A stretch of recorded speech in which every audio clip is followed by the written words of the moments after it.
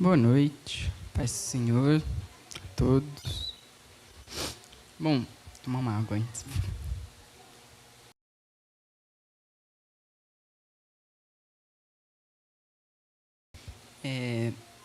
Então, hoje vou ministrar a palavra e esse é um tema que eu vi há algum tempo, esse vídeo, nós vamos passar um trecho dele daqui a pouco, sobre uma conferência que teve lá em Kansas City, nos Estados Unidos, em 1977, e em dado momento foi declarada ali uma profecia e ela ficou conhecida como o corpo do meu filho está quebrado. E eu, apesar de não ser um título originalmente meu, é uma referência a essa profecia, eu decidi dar esse tema. Eu gostaria de falar sobre unidade, a unidade da igreja, e pensando num tema mais específico, um título para dar para essa ministração, eu lembrei desse vídeo, enquanto eu estava pensando, me preparando. Então, eu decidi dar esse mesmo nome, O corpo do meu filho está quebrado. E eu gostaria de passar o trecho, não sei se deu boa aí, com a mídia. Como aconteceu nos Estados Unidos, a profecia está sendo pronunciada em inglês, mas tem a legenda.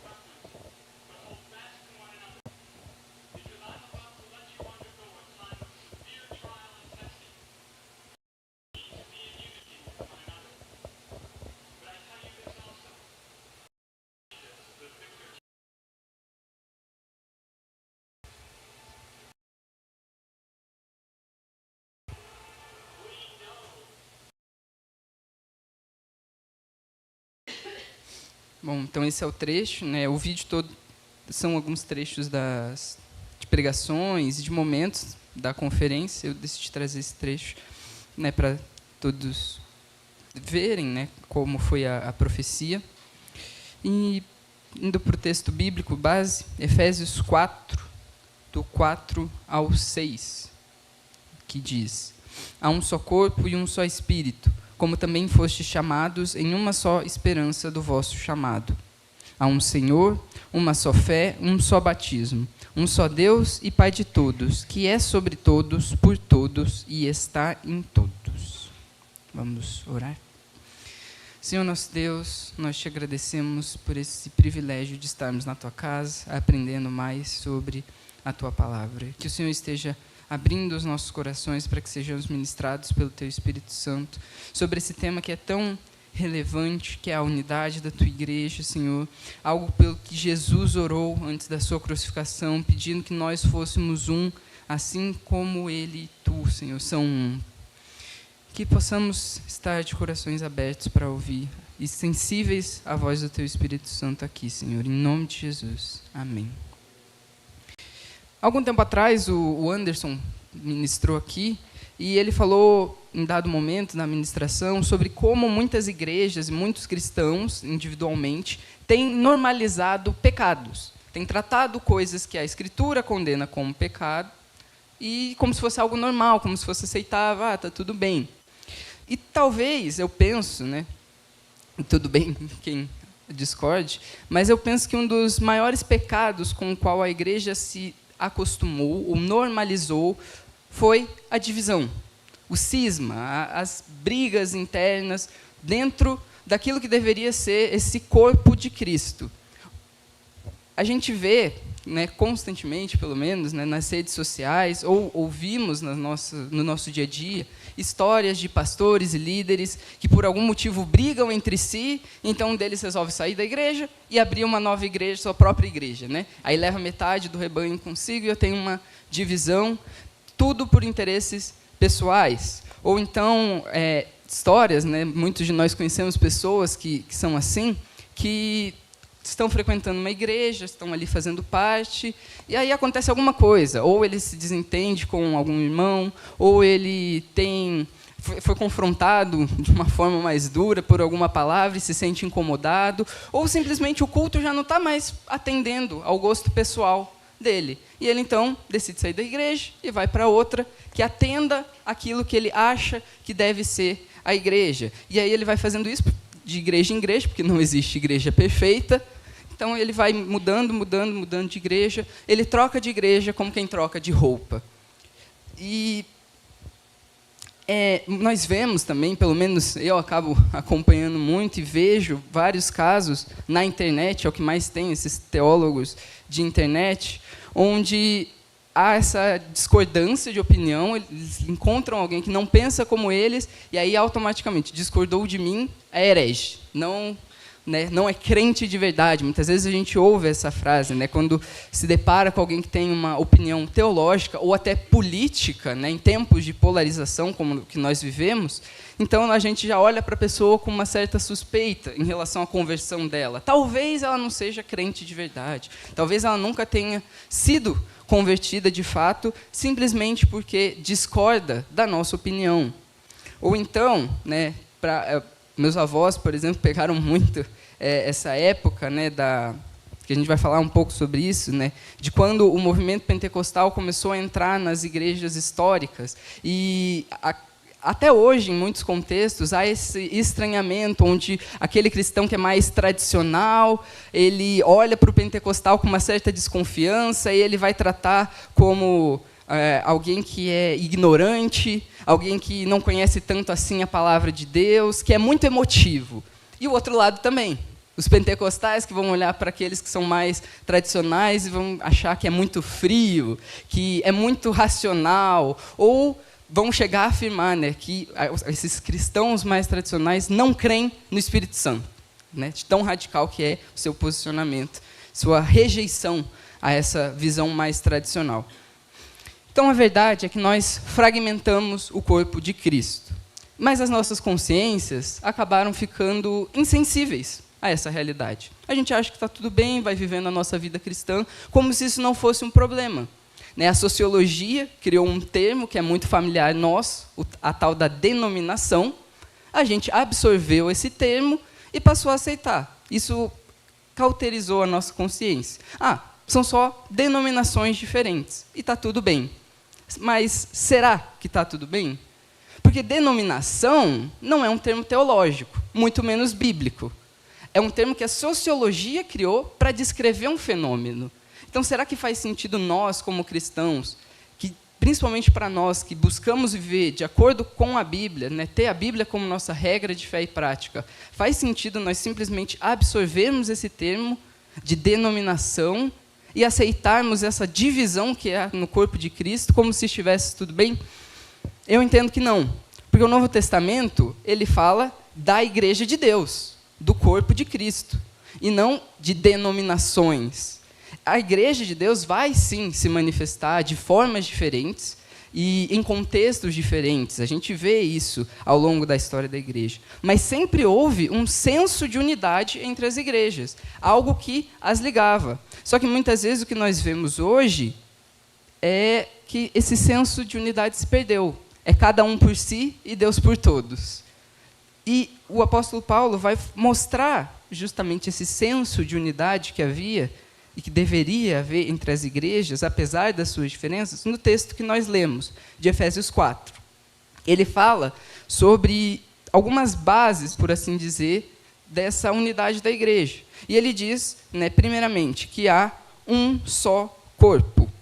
Então, nós vamos ler agora um texto que é muito conhecido, né, de 1 Coríntios 12, do 20 ao 27. Portanto, há muitos membros, mas um só corpo. E o olho não pode dizer à mão, não tenho necessidade de ti.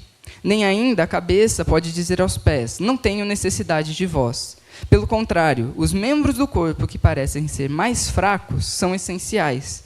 E os membros do corpo que consideramos menos honrosos, nós os vestimos com mais honra.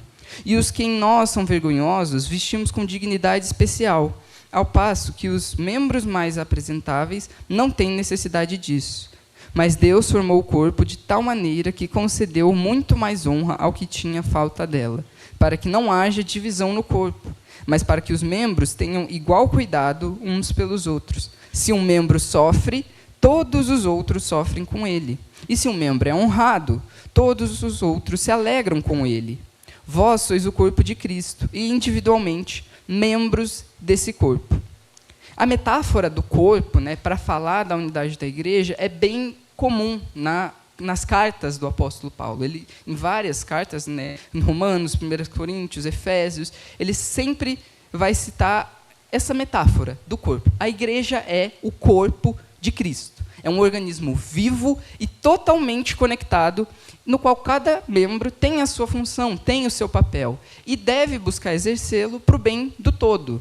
É assim que funciona o nosso corpo. Nós temos um conjunto de vários sistemas, órgãos, que vão trabalhando em conjunto para manter a nossa saúde, o nosso bem-estar. E assim é na igreja. Isso tem tem uma implicação muito importante, que se a igreja de Deus é uma, e nós todos somos um só corpo, isso significa que nós, que estamos aqui em Curitiba, no Brasil, como uma igreja local, nós fazemos parte do mesmo corpo que uma igreja lá no Japão, do outro lado do mundo.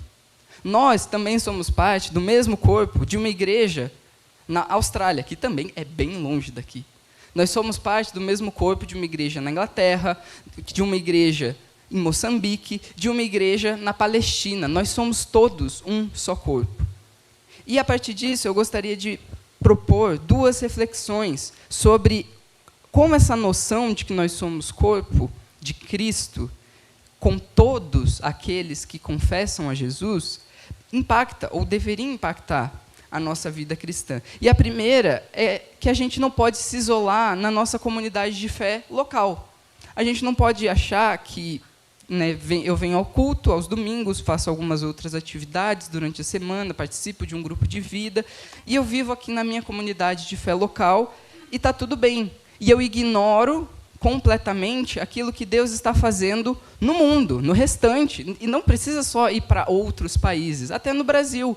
Muitas vezes a gente não tem noção de como Deus está movendo, ou em que direção Cristo tem direcionado o seu corpo, até aqui, em outras regiões do Brasil.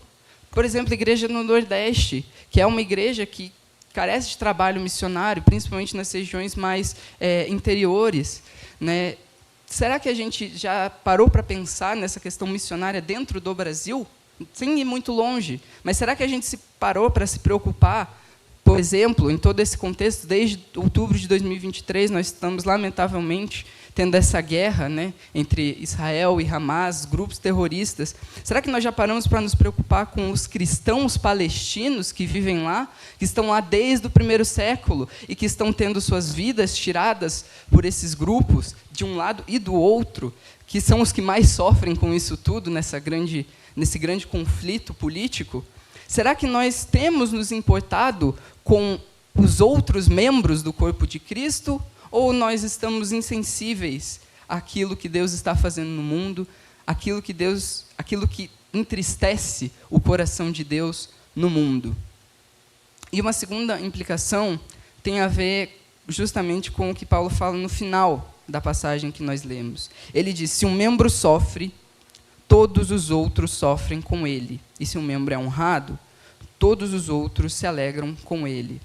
E eu trouxe alguns dados, acho que pode passar porque tem aí esses dados, da Missão Portas Abertas, que é uma organização missionária mundial atualmente, que atua em suporte à igreja perseguida, principalmente, é o foco de atuação deles. E todo ano eles fazem a lista mundial de perseguição, que é um ranking de 50 países onde há mais perseguição aos cristãos.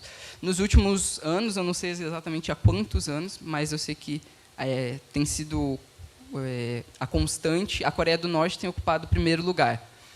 E eu trouxe alguns dados da lista mundial de perseguição de 2025, né, que assim ela sai num ano referente ao ano anterior, ok? Então a lista de 2025 é referente a 1º de outubro de 2023 a 30 de setembro de 2024. E ela apresentou os seguintes números: 4.476 cristãos foram mortos por causa da fé.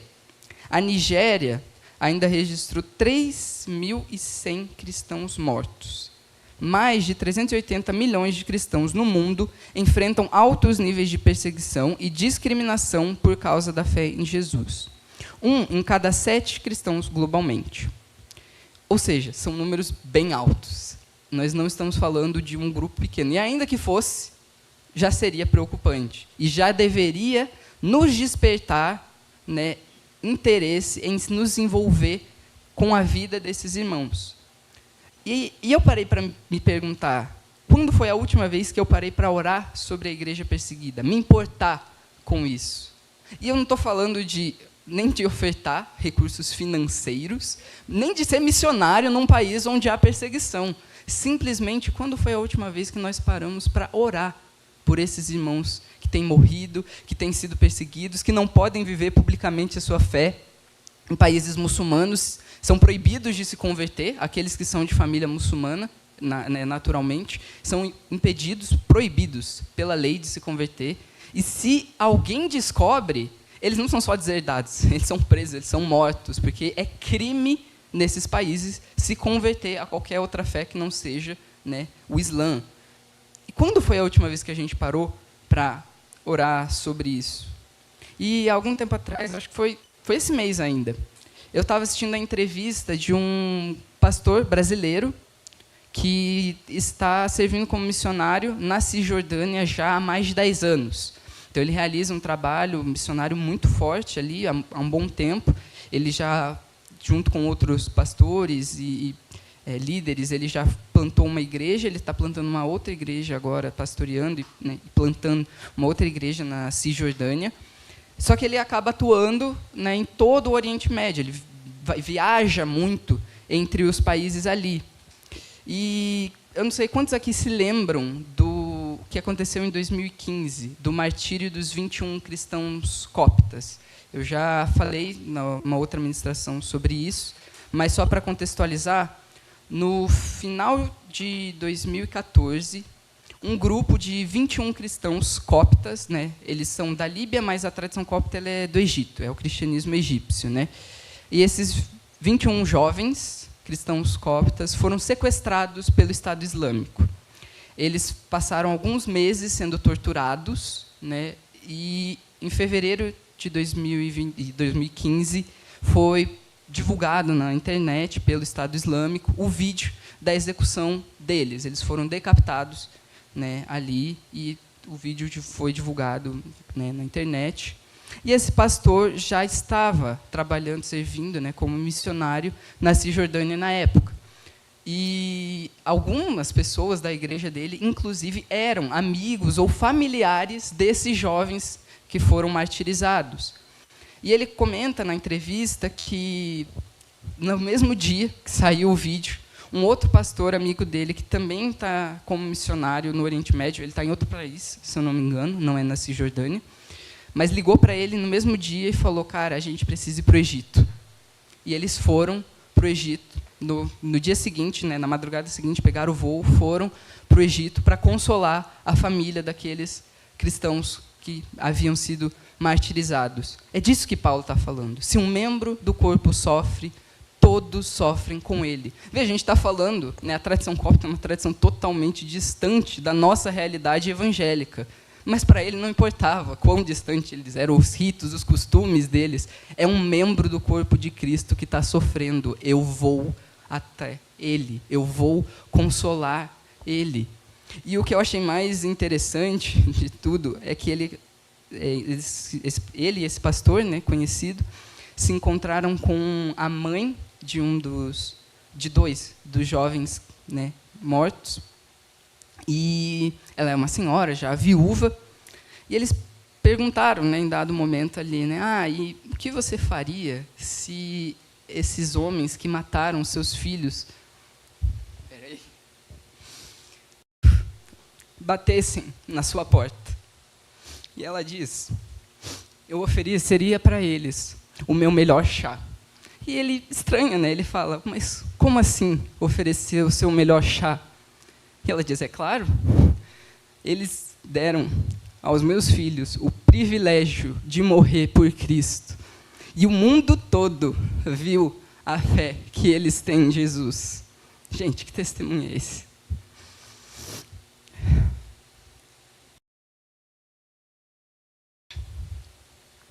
Isso é ser corpo de Cristo. Se um membro sofre, todos sofrem com ele. E se um membro é honrado, todos se alegram com ele.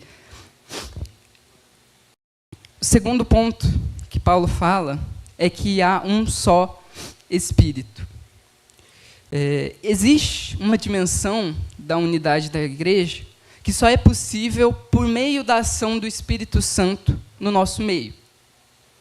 E é muito interessante, a gente usa essa passagem, inclusive, como a gente chama de bênção apostólica, né, que é o final de 2 Coríntios, né, da segunda carta de Paulo aos Coríntios. E ele termina falando, né, que a graça de nosso Deus, que a graça do nosso Senhor Jesus Cristo, o amor de Deus, o nosso Pai, e a comunhão do Espírito Santo estejam com todos vós. O Espírito Santo gera comunhão entre nós. Ele é um elo comum que une cada cristão, né, todos os que creem em Cristo, independente de onde eles estejam, independente da época em que eles estejam. E lá em Atos 10, 44 ao 47, tem uma passagem que mostra isso. Enquanto Paulo dizia essas coisas, o Espírito Santo desceu sobre todos os que ouviam a palavra. Os crentes que eram da circuncisão, todos os que tinham ouvido com Pedro, admiraram-se de que o dom do Espírito Santo também fosse derramado sobre os gentios, porque os ouviam falar em línguas e engrandecer a Deus. Então Pedro disse: será que alguém lhes pode recusar a água para que não sejam batizados, estes que, como nós, também receberam o Espírito Santo?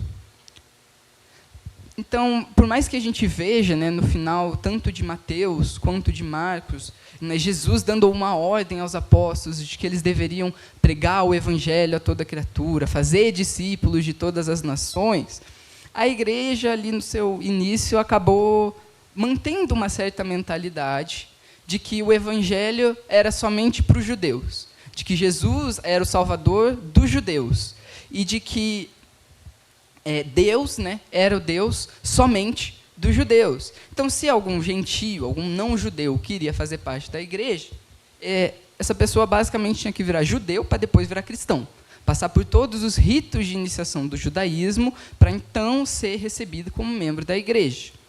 Até que o próprio Senhor, né, aparece a Pedro e manda que ele vá até a casa de um centurião romano chamado Cornélio e pregue o evangelho para ele, para sua família, para aqueles que estavam ali. E enquanto Pedro pregava, o Espírito Santo veio sobre aqueles gentios e eles começaram a falar em línguas, assim como foi com aqueles 120 irmãos no dia de Pentecostes. Então, eles viram acontecendo com aqueles gentios o que tinha acontecido com eles, alguns anos antes, no dia de Pentecostes. E, diante disso, Pedro olha e diz: precisamos batizá-los. É como se Pedro estivesse dizendo: como nós poderíamos não reconhecer como cristãos aqueles que receberam o Espírito de Cristo, assim como nós?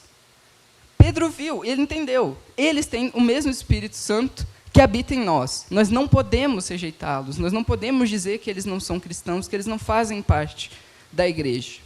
E eu percebo uma certa relação, ou um paralelo entre esse momento em que Pedro se depara ali, né, e fala sobre isso, justamente com o movimento carismático, que no Brasil também é muito conhecido como renovação espiritual, que é por isso que eu comentei. Meus avós, principalmente meus meus pais também, mas acho que não tanto o início da renovação.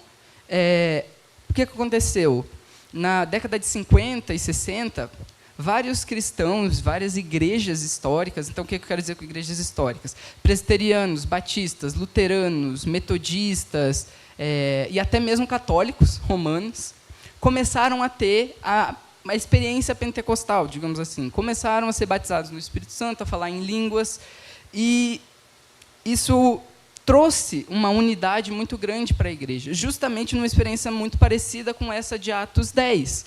Eles viam pessoas de outras igrejas, e até esse momento havia muita divisão entre as igrejas, né? Meus avós, principalmente, falam muito sobre isso, né? De que, na época ali, presbiteriano não era irmão, era primo. Eles eram batistas, né? Aí não era irmão, era primo. Porque tinha muita divisão, né? Ali, tudo. E o movimento carismático trouxe um senso de unidade em torno da pessoa do Espírito Santo, porque eram pessoas de igrejas diferentes, tendo a mesma experiência e buscando essa experiência juntos. E um marco muito relevante, né, para o movimento carismático foi justamente, né, a conferência de Kansas City que eu mencionei, né, que aconteceu em 1977, num estádio. Lá, eu não lembro agora se foi um estádio de futebol americano ou de beisebol, mas no estádio eles se reuniram, foi mais de 5.000 pessoas, assim, de várias igrejas, de várias tradições diferentes, inclusive, reforço, católicos romanos também estavam ali, nós tínhamos padres católicos pregando nesse evento, e eles estavam todos juntos, sem se preocupar com as diferenças doutrinárias deles, simplesmente estavam ali para adorar juntos, para ouvir as pregações e para buscar essa plenitude do Espírito, essa experiência com o Espírito Santo. E não é que eles deixaram as suas convicções teológicas de lado, no sentido de deixaram de acreditar no que eles acreditavam. Não somos mais isso, não cremos mais nisso. Todo mundo agora acredita em tudo igualzinho. Não.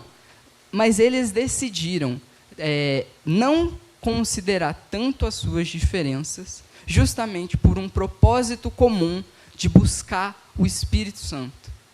E isso me chama a atenção, né? Nós nunca mais tivemos um evento como foi a Conferência de Kansas de 1977, mas é um exemplo para nós hoje, de reconhecermos aqueles que têm o Espírito Santo como nossos irmãos, de olharmos para cada cristão que confessa Jesus, que recebeu, né, a Cristo e que tem, por isso, o mesmo Espírito que estava sobre Jesus, como um irmão nosso.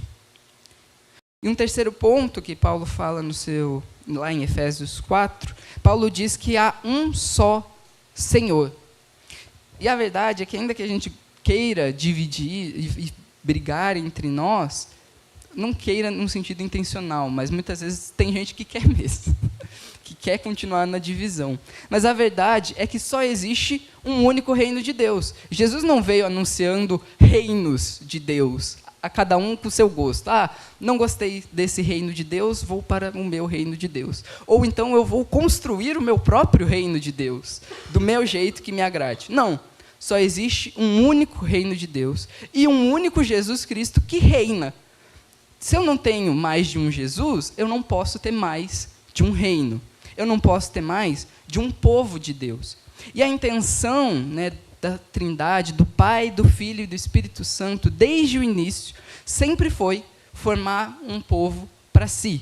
Deus sempre quis isso. Deus sempre quis relacionamento. Ele sempre quis formar uma comunidade de filhos, uma comunidade que estaria ali unida entre si, um povo.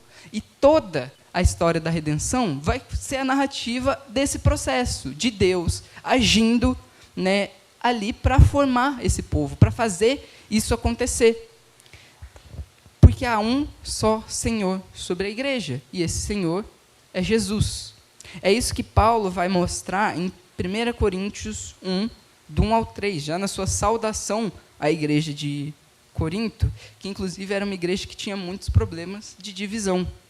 E Paulo vai dizer, né? Paulo, chamado para ser apóstolo de Jesus Cristo pela vontade de Deus, e o irmão Sóstenes, a igreja de Deus em Corinto, aos santificados em Cristo Jesus, chamados para serem santos, com todos os que em todo lugar invocam o nome de nosso Senhor Jesus Cristo, Senhor deles e nosso. Graça e paz seja convosco, da parte de Deus, nosso Pai, e do Senhor Jesus Cristo.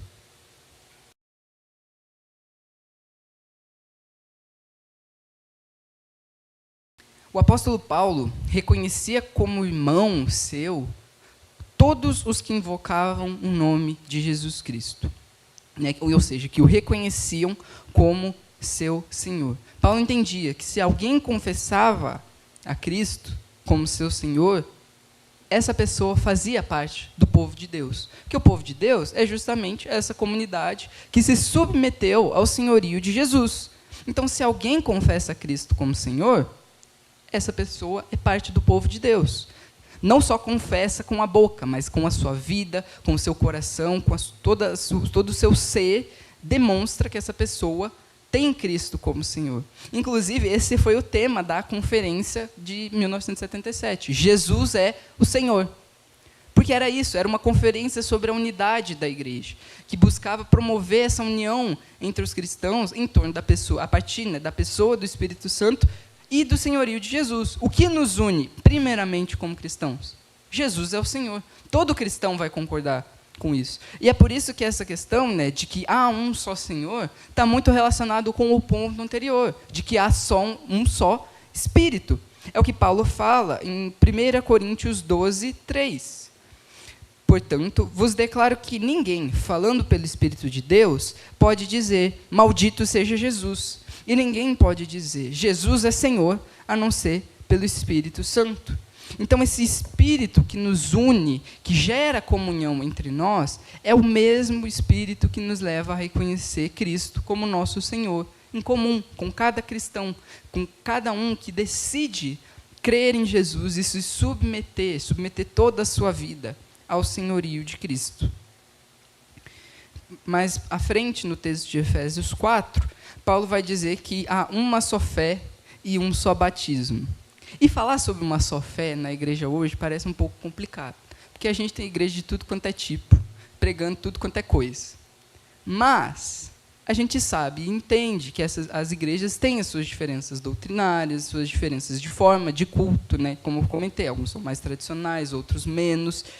Mas existe um núcleo essencial da fé que é partilhado por todos os cristãos. Algumas doutrinas fundamentais, como a Trindade, as duas naturezas de Cristo, né, que Jesus é Deus e homem, a divindade e a pessoalidade do Espírito Santo, ou seja, que o Espírito Santo é Deus, ele não é um Deus pessoal, ele não é uma força, não é uma metáfora para o poder de Deus, não, ele é parte da Santíssima Trindade, e tantas outras doutrinas que estão no cerne do próprio cristianismo, sem as quais não existe cristianismo. Um resumo dessas doutrinas, né, desse núcleo da fé, pode ser encontrado, por exemplo, no Credo dos Apóstolos, que é uma das confissões de fé mais antigas da igreja, né, e que vai ser uma confissão trinitária, que vai afirmar, né, crer em Deus Pai, e vai indo por cada pessoa da Trindade, né, em Jesus Cristo, o único Filho, e no Espírito Santo. Ele vai trazendo esses pilares da fé cristã, né? Inclusive, recomendo àqueles que nunca leram, nunca tiveram contato com o credo apostólico ou dos apóstolos, que conheça e se aprofunde nele, porque é um documento, um dos mais antigos que a gente tem de declaração de fé do cristianismo. E, no Novo Testamento, a gente também encontra alguns desses resumos doutrinários, ou essas pequenas confissões de fé sobre Deus, sobre a igreja, sobre Jesus. E uma delas se encontra em 1 Coríntios 15. Né, Paulo vai dizer, 1 Coríntios 15, do 1 ao 4. Irmãos, lembro-vos do evangelho que vos anunciei, o qual também recebestes e no qual estáis firme. Por meio dele também sois salvos, se retiverdes com firmeza a mensagem tal como a anunciei a vós. A não ser que tenhais crido inutilmente, porque primeiro vos entreguei o que também recebi. Cristo morreu pelos nossos pecados, segundo as Escrituras, e foi sepultado e ressuscitou ao terceiro dia, segundo as Escrituras. Então, esse é um resumo do Evangelho, né? Existem outros nas cartas de Paulo, mas é um dos resumos do Evangelho que Paulo faz. O que é o Evangelho? Cristo morreu pelos nossos pecados, foi sepultado e ressuscitou ao terceiro dia, segundo as Escrituras. Essa é uma base. Todo aquele que confessa isso, que Jesus morreu pelos nossos pecados, ele não morreu porque ele era um revolucionário político, o Império Romano estava se incomodando com ele, ele não morreu porque os judeus simplesmente não estavam gostando da pregação dele, não. Cristo morreu como um sacrifício pelos nossos pecados, mas ele não permaneceu morto, ele foi sepultado e ao terceiro dia ele ressuscitou, não metaforicamente, não simbolicamente, não só nos nossos corações, ele ressuscitou e reina em carne e osso nos céus à destra de Deus. Isso é o centro do Evangelho. Não existe Evangelho sem isso. E todo aquele que confessa isso é um cristão. Partilha dessa fé cristã. E o batismo é um sinal dessa unidade. Porque, ainda que as igrejas difiram na forma de batismo, na idade do batismo, existe algo que une todas, que é, todas as igrejas cristãs batizam, conforme Jesus ensinou, em Mateus 28, em nome do Pai, do Filho e do Espírito Santo. A forma, a gente chama de fórmula batismal, é comum a todas as igrejas. E esse é um dos principais fundamentos da unidade cristã. Todos nós, cada cristão, carrega o nome da Santíssima Trindade. Nós carregamos o nome do Pai, do Filho e do Espírito Santo. Todos nós. E isso deveria, sim, nos levar a ter esse senso de unidade. Porque é como nós cantamos aqui, né, na música, né? Tu és o Cristo, Filho do Deus vivo. Essa também é um resumo do Evangelho. Quem é Jesus? Jesus é o Cristo, Filho do Deus vivo.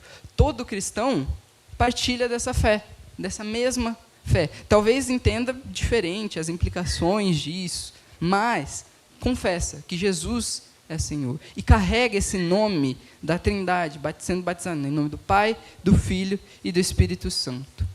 Aí, já caminhando para a conclusão, Paulo termina falando que há um só Deus e Pai de todos. Isso é muito importante. E nós temos isso, graças a Deus, na nossa linguagem como igreja. Nós somos uma família. A igreja é essa família. Paulo vai falar sobre isso em Efésios 2, 19. Assim, não sois mais estrangeiros, nem imigrantes. Pelo contrário, são concidadãos dos santos e membros da família de Deus. A igreja é essa grande família espiritual que reúne todos os crentes em todos os lugares, em todas as épocas. Nós fazemos parte da mesma família. Gostemos ou não, queiramos ou não, fazemos parte da mesma família. E foi Deus quem nos predestinou para essa adoção de filhos, né? Paulo vai ensinar sobre isso em Efésios 1, 5. Então, Ele nos escolheu para ser os seus filhos, né? Adotados em Cristo Jesus. E aqui cabe uma reflexão que eu vi em uma outra ministração, né? Que é, quem nós achamos, nós que somos os filhos, quem nós achamos que somos, para não reconhecer como irmão, alguém que o pai escolheu adotar como filho? Que autoridade a gente acha que tem sobre a casa para dizer que fulano não é meu irmão, sendo que o pai adotou essa pessoa? Nós somos filhos. Aqueles que o pai escolheu para serem seus filhos, são nossos irmãos. Tem até uma frase, né, que é, como é que diz? Quem tem Deus como pai não escolhe quem é seu irmão. Porque é Deus quem escolhe, não somos nós. Nós somos essa família. Como eu falei, gostando ou não, nós precisamos aprender a lidar com isso. O fato de que todos somos parte da mesma família. Isso significa que nós temos, sim, que amar uns aos outros. Que nós temos, sim, que cuidar uns dos outros. O problema do outro não é só do outro, é meu também, porque eu sou parte da família dele. Também vi isso numa ministração, isso me marcou muito nessa ministração, eu lembro muito dessa frase.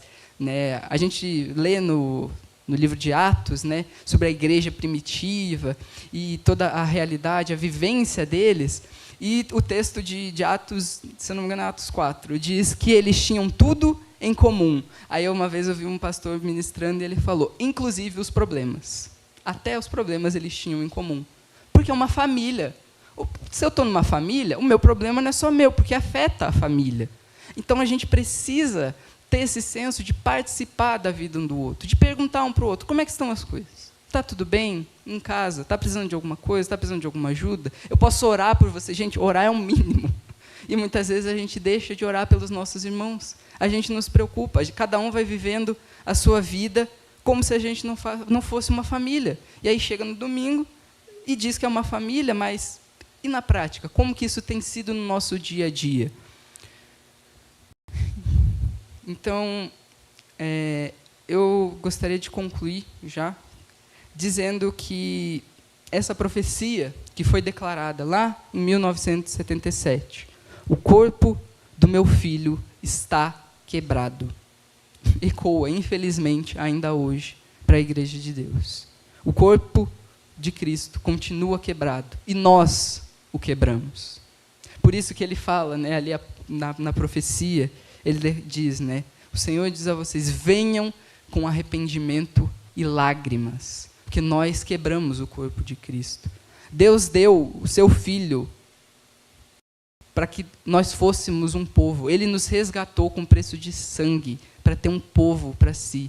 E a gente decidiu, entre aspas, eu digo a igreja, né, não individualmente muitas vezes, decidiu simplesmente quebrar essa aliança de sangue que nos une por conta de, como ele mesmo fala na profecia, né, por conta de gostos pessoais, de inveja, de ambições. A gente separou. A gente dividiu aquilo que nunca deveria ter sido dividido. E isso afeta o impacto da nossa pregação no mundo. Porque Jesus diz, né, quando ele ora pela unidade da igreja, ele diz que eles sejam um, como eu e tu somos um, para que o mundo creia que tu me enviaste. Como o mundo vai crer que Deus enviou Jesus se a gente não consegue se amar? Como o mundo vai crer que Deus ama se os filhos de Deus que deveriam imitá-lo não se amam? Eles vão olhar, vão ver uma família disfuncional e vão querer, isso eu não quero. Eu não quero fazer parte disso. Não. Eu tenho certeza que se a igreja caminhasse em unidade, como essa grande família que manifesta o amor do Pai, a nossa pregação teria muito mais impacto. Talvez o mundo esteja tão secularizado, tão afastado de Deus, porque a igreja permitiu que o seu amor uns pelos outros se esfriasse. Porque a igreja decidiu se dividir e viver cada um por si. E de egoísmo já basta no mundo, vou continuar aqui. Para que eu vou mudar minha vida se está igual aqui? A gente deveria ser diferente. A gente deveria ser unido. Não é cada um por si e Deus por todos. É todos juntos e Deus por nós. E eu gostaria de terminar lendo o texto de Romanos 15, do 5 ao 6. Que o Deus da perseverança e do ânimo vos dê o mesmo modo de pensar entre vós, segundo Cristo Jesus, para que, unânimes e a uma só voz, glorifiqueis o Deus e Pai de nosso Senhor Jesus Cristo. Se coloque de pé.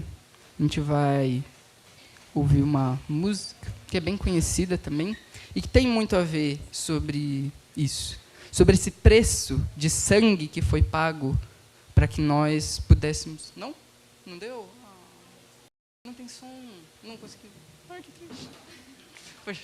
Mas ouçam depois, então, em casa. A gente manda lá no grupo o Alto Preço, do Asaf Borba, porque ela fala justamente sobre isso, né? Foi pago um alto preço para que nós fôssemos um, para que nós vivêssemos em comunhão. O refrão dessa música tem tudo a ver com isso aqui, que nós meditamos hoje, que nós vimos hoje. Mas então, vamos orar para que o Senhor nos leve a ter esse coração que está disposto a se arrepender e a buscar, né, unidade e comunhão com os nossos irmãos. Senhor nosso Deus, nós primeiramente, Pai, pedimos perdão, porque muitas vezes temos falhado em manter essa unidade e essa comunhão, Pai. Nos levamos pelos nossos interesses pessoais, pelos nossos sentimentos, pelos nossos gostos, Senhor, e acabamos fragmentando, dividindo o corpo de Cristo. Pecamos porque não nos importamos uns com os outros, decidimos viver as nossas vidas como se o outro não fizesse parte do mesmo corpo, da mesma família que nós. Mas que não seja assim, Pai.